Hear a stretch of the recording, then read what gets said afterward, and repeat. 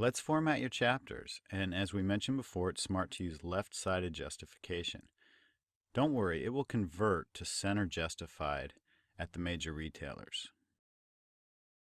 Here we are at Chapter 1, and let's turn on the Show Hide feature to see the formatting. We can delete this first paragraph return if we want.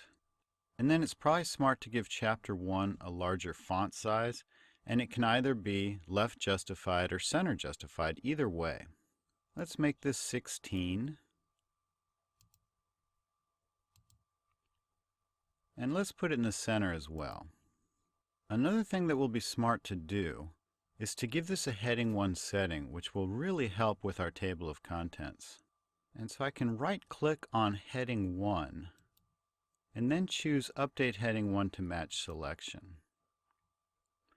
And now this is actually a heading 1 setting, whereas the rest of our text is normal setting. We'll use that heading 1 setting for all of our chapter headings, and for everything else that we're going to want in the table of contents later. Now for the very first letter of our text, you may be tempted to want to use a drop cap. So if you highlight the first letter, go to Insert and choose Drop Cap and Dropped.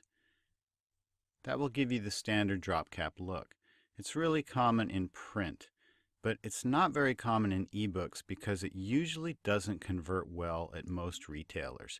It's hit or miss, and there are special programs for you if you really want drop capped first letters. If you decide that drop caps are super important to you, you can use a program called Kindle Format 8. It's designed for very complex layouts like fixed layouts or text pop-up.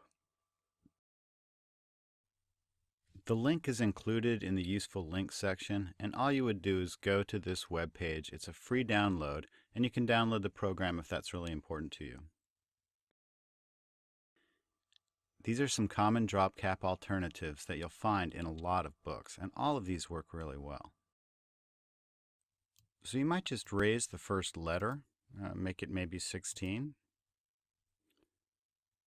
Or you could make the first few words uppercase through the Home tab and just choose uppercase instead of typing them all out that way. Or you could do a combination of things. You'll want to decide how you handle your paragraphs, whether you use first line indent or block method. First line indent is more common with fiction, but that's just a generalization. You can do it however you want. Remember to use the ruler indent setting. Do not use tabs or the space bar to create a first line indent. Even with first line indent, often the first paragraph is not indented. So you may want to scroll down to the next paragraph. And I'm just going to highlight the rest of chapter 1 here. And then to create first line indent, we'll use the ruler bar, and we'll just drag it over. About 1/4 of an inch is, I think, a good setting. That's about 3 to 4 letters worth. It's possible to go as far as 1/2 an inch, which is actually what Amazon recommends, but I find that way too far. I think 1/4 of an inch is a lot better. And so that would be a good first line indent for your chapter. I saw a little space here. It might be hard for you to see, but there's actually a space before that first letter. And that would be a good find and replace thing to get rid of. If you find up arrow P space and replace it with just up arrow P, you'll get rid of any accidental spaces before your paragraph begins. Block method is another way of handling your paragraphs. It's more common with nonfiction, but again, it's really your choice. To use block method, you want to create an after space in the paragraph settings. You don't want to use extra returns to create that space. So let's highlight all of the stuff in chapter 1. And then if I go to the paragraph settings, and I'll uncheck this box that I checked earlier. And if I have 10 point, that's a good setting. Anywhere from 6 to 10 is preferred. This will create an after space at the end of each paragraph that will distinguish the next paragraph as a new one. I click OK.